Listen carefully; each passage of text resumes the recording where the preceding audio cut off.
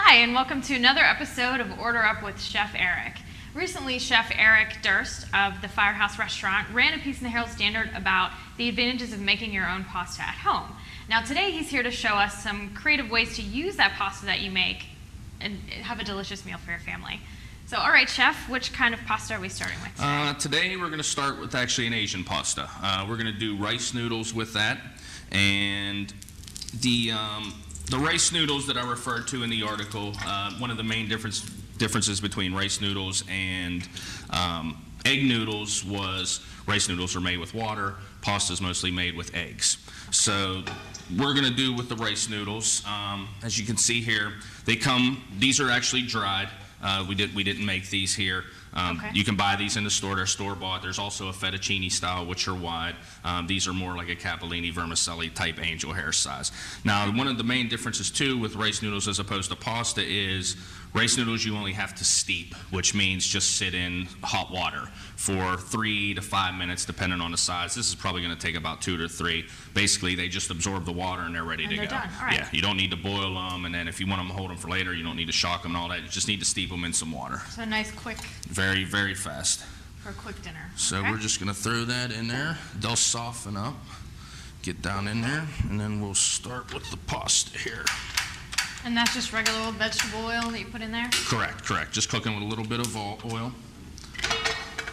And we're going to be making a shrimp and cashew rice noodle with a little bit of curry sauce. All right. So we're going to start here with our shrimp. And again, portion for a family of 4, depending on how much shrimp you want to go about. This is roughly a pound and a quarter to a pound and a half. These are 21-25 size shrimp, which refers to how many you get per pound. Okay. If you want to go with a more jumbo shrimp, that's fine. If you want to go with something a little smaller, that's fine too. All right, and those cook up pretty quick. Yes, they will cook up very fast. All of these dishes can be made right in the pan, so it's basically just a one-pan recipe. So you don't even have to dirty a lot of dishes. That's always good. Yes. We're just going to simmer those off a little bit. We'll start out with about half of our toasted cashews in there. You said toasted, so you Most cashews that you get are toasted. You don't see too many raw nuts out there. Mostly all the nuts you buy in a store are already toasted. They're already toasted. Yep. Mm-hmm. Okay. Good to know. Salt-wise, you can use mostly some unsalted or tough to find. So Yeah. you can just remember not to use a lot of salt when you're cooking if you are going to use a salted nut. Smells great. We're putting those in there. Now again too, a lot of Asian cooking is cooked with chilies, chili flakes, so on and so forth. Right. So again, heat is controlled by how much you want to add. For this recipe, we're going to use a few fresh jalapenos. Okay. A little kick.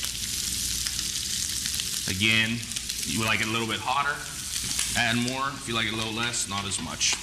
And since we are doing the jalapenos, we're just going to go with a few chili flakes. Okay. Just a pinch.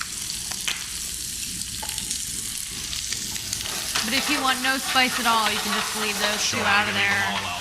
Just a little salt and pepper.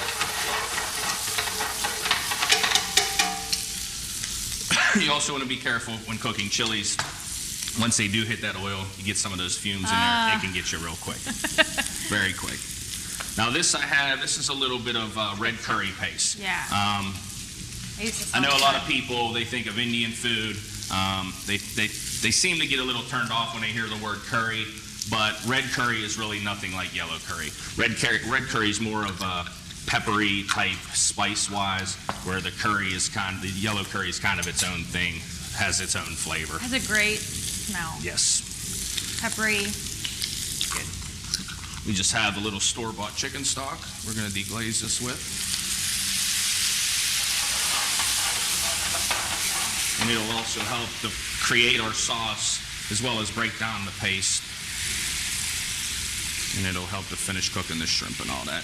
This is about a 14-ounce can. Okay. What does deglaze mean? That just means Deglaze refers to basically what we just did. Here, I just want to add about... getting some of the bits. Correct. It's pulling off all of the remnants that are sticking to the pan from the Okay. shrimp, the nuts, the onions, whatever you may be adding. There's a lot of flavor in that, Yes, right? in those absolutely. bits? That's where all the flavor is. All right. So we'll just dissolve that curry up in there with the teriyaki. And we're just going to let that simmer a little bit. While that's simmering, we'll go ahead and check on our rice noodles. They've been steeping here for roughly probably 2 minutes, and you can see they're basically cooked already. Mm-hmm. So we'll just go ahead and pull those out. It's nice that it's just a one-pot dish. Yes, Just throw absolutely. everything in Yeah, there, not a lot of dishes to clean afterwards. have some wine with dinner. Get lazy. Cutting board to get it all prepped up, and one pot to cook it in. All right. So again, as that's stirring, and again, I always refer to, doing a little bit with your own recipes. You could throw in some peanut butter in here if you want more of a peanut Thai sauce. You could, if you don't like the teriyaki, you could throw in soy. If you didn't want the curry paste, you could throw, whatever you want to do. You could throw in some stir-fry vegetables if you want to make it more of a vegetable thing. So again, whatever you want to do, but the sauce is great regardless. All right. So this is just about done. We're going to take our rice noodles, and it may look a little saucy now, but these rice noodles are going to absorb a lot of that. Right. You can really smell the curry. Oh, yeah. Yeah. Getting it. Yeah, the jalapeno That's and the good. peppers can get you too. So again, these just steep for a couple minutes, and as soon as we put these into the sauce, they're going to start absorbing as well, so they will tend to cook a little bit more. Okay. But you can see how that's already getting nice and dry. Yeah, it's really cooking off. And that's basically it. It's done. We take a little fresh cilantro. I like mine kind of rough chop, more of a salady texture as opposed to mincing it up real fine and beating it up, and I think it looks a lot nicer. Okay. Gives that green. Yeah, it kind of gives you that little nice health kick. Yeah.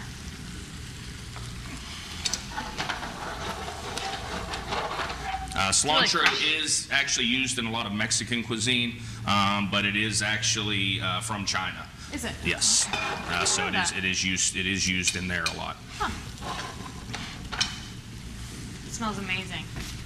So we just have that. I'll just put a little dash of salt just at the end for the pasta. Because the pasta, anytime you're cooking with pasta too, you will tend to have to use a little bit more salt because that pasta will absorb a lot of the salt. So the pasta may become a little bit saltier, but it's drawing the salt out of your liquid and your broth and whatever sauce you might be using. So and then when you want to serve it, you can just put it into a nice bowl. Is this particular dish available at the Firehouse Restaurant? We do run this on specials occasionally. The menus here is a little bit more geared to more Italian stuff, which we'll be doing coming up next. Some of the episodes down the road, actually, we're planning on doing one that we're going to actually make some pasta. So we're going to do some menu items and feature on that episode in particular. Great. So we have that one there. Very It's nice. ready to go. I finish it with a little more of the rest of the cashews. And some more of the nice fresh cilantro. And my favorite green onions. You can put a little in the sauce if you want to cook it, but I really hate when green onions are overcooked, and as soon as you put them in a hot liquid, they seem to be overcooked. So I Yeah. just finish them right in the end. I like them nice and fresh. Some of the cilantro as well, too. I like putting it on at the end, but I also like to get a little bit of the flavor into the sauce, so I do cook with a little bit of that as well. Okay. All right, and that's it. It's ready to go, and we'll move on to the next one. And next up, Chef Eric is going to walk us through his own creation. It is a homemade rigatoni with salmon and lemon dill cream. All right. Okay. We're going to start out with a little bit of small diced onions. Again, just sauteing a little bit of olive oil.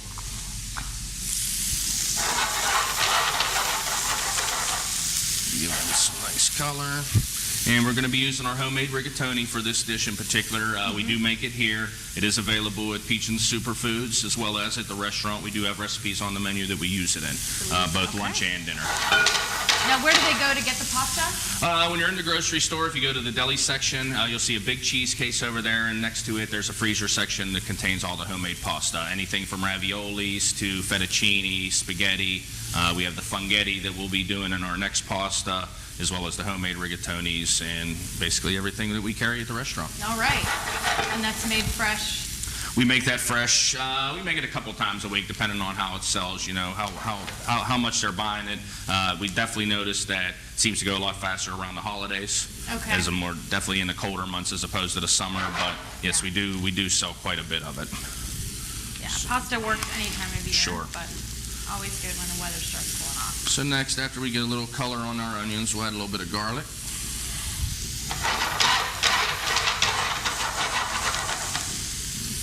Next, we're going to be adding a little bit of fresh dill. If you want to go ahead and hack that up for me. Sure. As fine or as loose as you want. The fresh, I definitely want to use a little bit more. We do have a little bit of dried here. You'll get a little bit more flavor out of the dried with using less. So if you are going to use Okay. the fresh, you want to add a little bit more. Now, how different is the flavor between fresh and The flavors are the same. Roughly. The fresh naturally looks a lot better. Yeah. But again, the fresh, because the dried, then when they extract all the moisture and stuff out of it, it will get a little bit more potent. So basically, if you're using a dried herb, it takes less to get the same amount of flavor as saying using a fresh herb. Okay.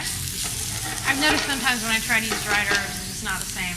Yeah, So- yeah. So what I do is I put a little bit of dried in when I start the sauce, and then I save my fresh for the end so it doesn't get real wilted. Okay.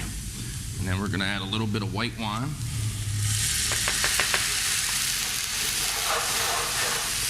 And again, we're getting that deglazing effect you mentioned prior. And I'm also going to need the juice from one lemon if you want to All go right. ahead and split that for me. All right. Just give that a squeeze in there. Keep the seeds out. Use the strainer to Sure. catch the, yeah.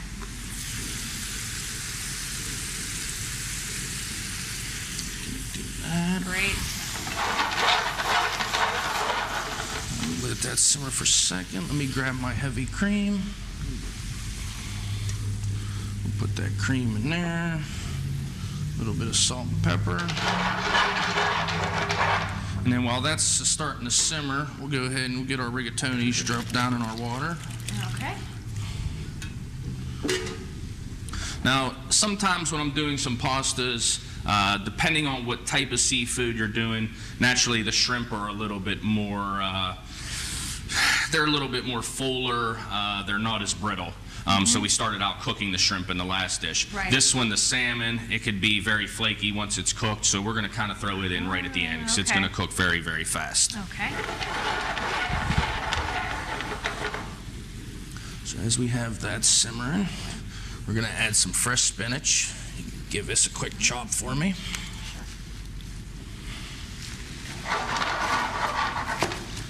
Just add a little bit more cream.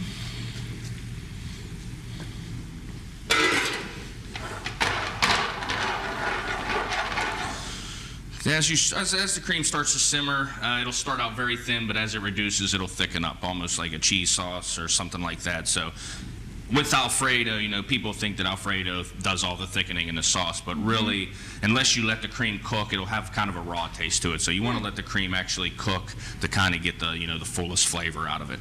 Okay. So now we'll go ahead and put in our salmon. This was basically roughly about a pound. And we just took it down. We just sliced it down a little bit That's into just some from- smaller pieces. From the seafood counter? Yes, it is available in the store. This is actually Atlantic salmon. Oh, okay. There are several different ones out right now. Norwegian is a big one, as well as Chilean. And you can just order a pound of it and Sure. say chop it up Yeah. for me or whatever. Yeah, they'll cut you whatever you want. All right. I always just go for the freezer section. I've been missing out, I think. Yeah. It is a fine substitute, especially, you know, some people can only get to the store a couple times a month, you know, Right. so that might be the route some people want to take. Fresh seafood, you know, properly kept with the, you know, on ice in a refrigerator, really good shelf life on it's only 3 days tops. Okay. So, you know, by the time they get it out of the ocean, they get it to the docks, cut and shipped, it already has a couple days on it. Right. So 5 days max, that's from the time they pull it out of the water. Okay. So if you're having a dinner party and you know you're gonna have fish, that Right, might be a yes. good opportunity to get fresh stuff. So we have that there that's simmered up. Again, salmon's cooked already. You really don't want to work it too much or it's going to start to break up on you. You want to leave some nice chunks in there. That's done already. Yes. And we'll take our fresh dill right at the end. Yeah. And a little bit of Romano cheese. Now, too, if it gets to where it's looking like once you add the pasta, which we're about to do, if it looks like you're not quite getting enough sauce or it's looking a little dry, a quick fix so you don't have to go through all the steps of adding more sauce, you can add a little bit of pasta water. It has some nice salt content to it from the salted water, as well as it'll thin out that sauce a little bit. But that's basically it right there. A quick toss. The rigatonis are nice because the sauce gets in there, so when you bite into them, you get that nice flavor burst of sauces, and you're ready to go. All right. We'll go ahead and serve that up. We'll hit it with a little bit of the fresh Romano on top. Very nice presentation on all these. Look great. And that one's ready to go as well. So there's our number 2. All right, and last up on our pasta tour is a funghetti with roasted fennel tomato sauce. Now, Chef, what is funghetti? Funghetti is basically just the type of cut that the noodles cut into from the die when it's extracted from the machine. I'm assuming basically they named it that in regards to fungus, as in mushrooms, because the pasta kind of looks like mushrooms. Okay. So in turn, that's where they got the name funghetti. But basically, fungus and spaghetti. Right, in one correct. word. Okay. But basically, most of the pasta names, they come from either the die that they're cut from or some type of shape that's similar to something in Italy or whatever. Okay. But basically, they name them, I don't. I just go by what they tell me. Well, it sounds very whimsical.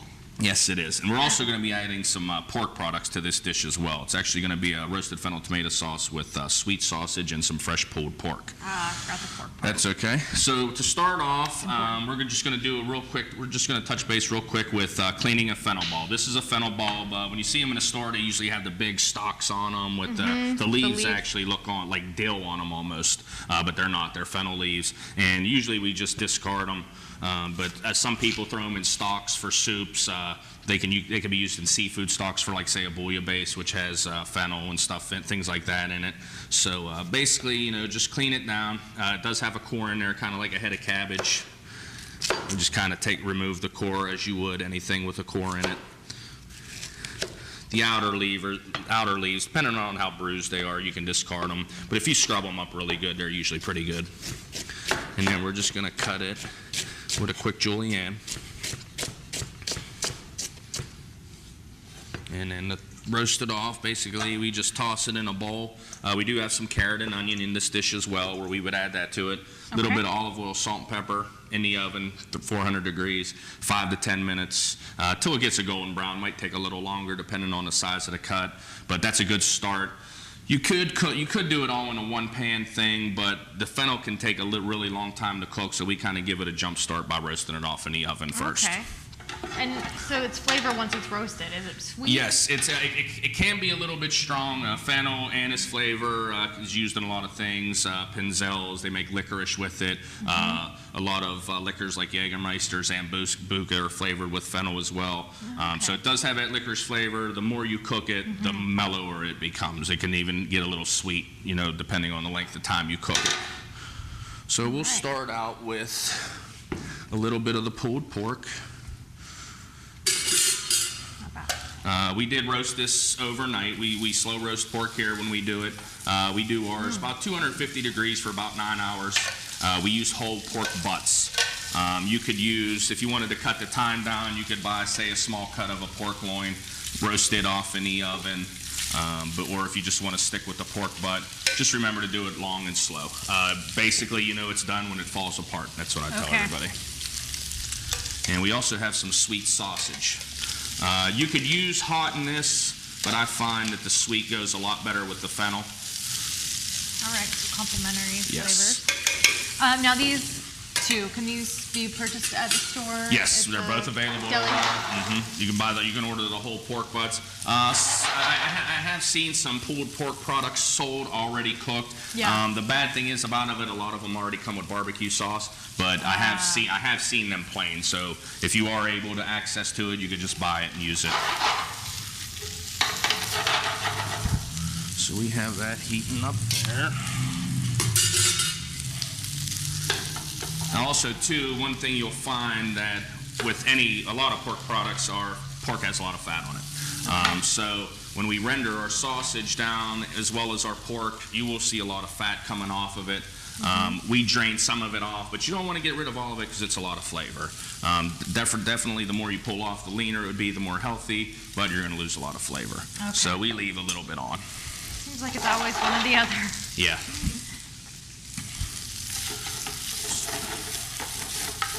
So warming that up.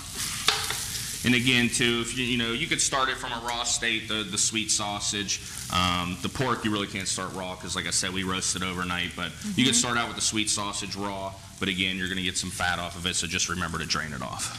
Okay. Now we're going to add our roasted fennel that we already did. There's a little bit of julienne onions and small diced carrots in this as well. A lot of people cooking tomato sauce, especially around here, it seems like everyone's known for, you got to put sugar in it. You got to put sugar in it. A lot of people don't know that carrots have the same similar effect because they are high in sugar.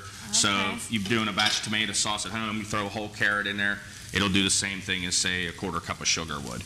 Not only will it pull in some of the acid out of the tomato sauce, the carrot will actually absorb it, but it'll also release natural sugars that are in it to sweeten it up as well. Okay. So instead of the sugar, we went with the carrot. And it's a little more healthy. Yeah. Well, it's a lot more healthy. Yeah. So we got that going now. And we're going to add some garlic. Whoop.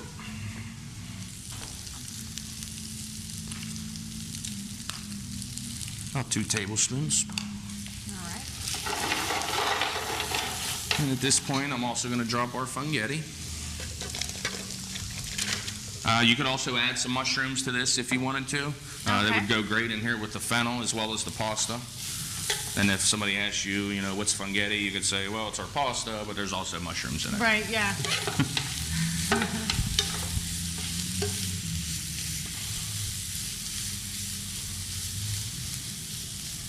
And even being out here, if you take a smell of this, you could actually smell how the raw fennel is much more stronger than what this is.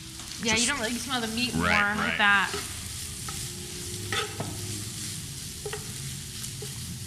Now when we say tomato sauce, this is a tomato sauce, but it's not like a soupy, sloppy spaghetti type thing you would normally think of. This is basically a store-bought can of stewed tomatoes. Okay. We just roughly chopped them.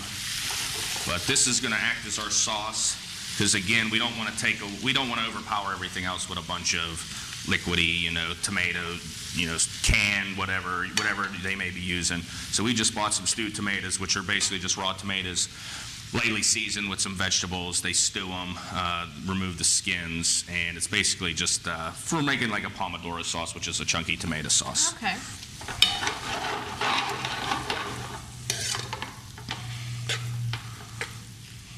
And obviously not too much oil in this because you've got right. Yeah, you have sausage. some. You're right. You have it left from the sausage. If you do render the sausage down from a raw state, it's basically you basically don't need any oil. Okay. You get enough from the sausage. Just a little bit of salt and pepper.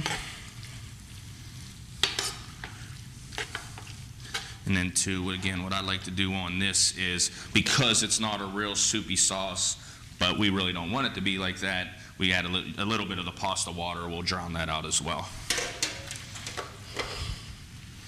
So we go ahead, again, one pan, nice, quick, and easy. Just give that a toss.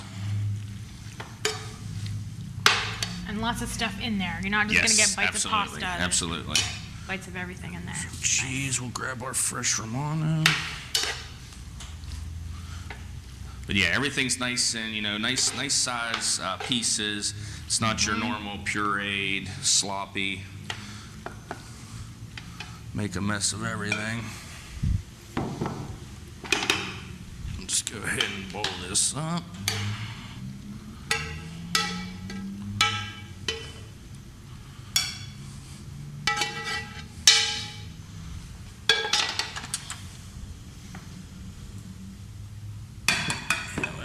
Well, we'll go ahead and grab a little fresh Parmesan to finish her off.